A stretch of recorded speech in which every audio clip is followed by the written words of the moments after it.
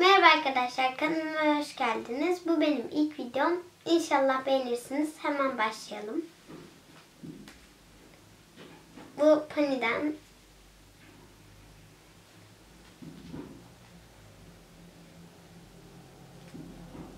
Barbie koleksiyonuna geçelim. Bu bebeğim var. Bir de bu bebeğim var. Deniz kızı gibi. Şimdi ise bu var. Bu şekilde şarkısı devam ediyor. Bir de gitarını şu şekilde yapınca şurası dönüyor.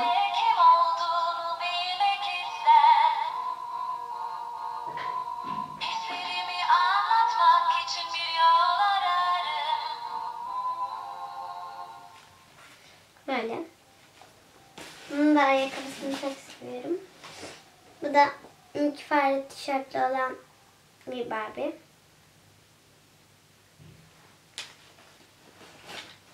Bu ise kanatlı bir Barbie.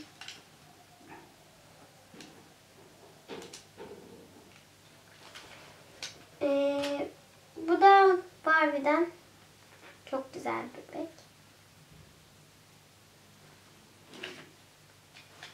Bir de bu var.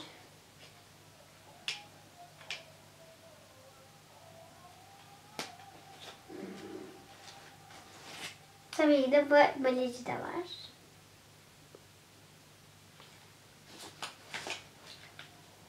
Bir de şöyle bir Barbie var.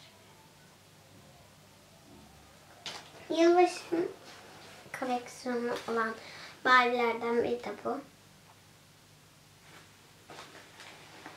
Hemen Nasra'ya geçelim. Dede Clara. Ebi.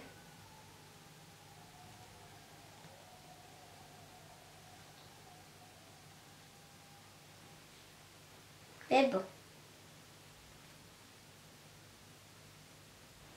Tamam, Monster High'larımız da bitti. Hemen Winx'e geçelim. Miaza, müzik perisi. Stella.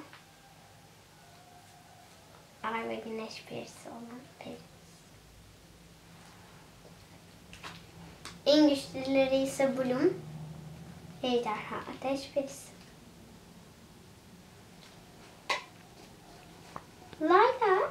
Layla ise dalgalar perisi. En son Winx'im olan Flora, doğa perisi. Evet arkadaşlar, videom bu kadardı. Beni izlediğiniz için teşekkürler.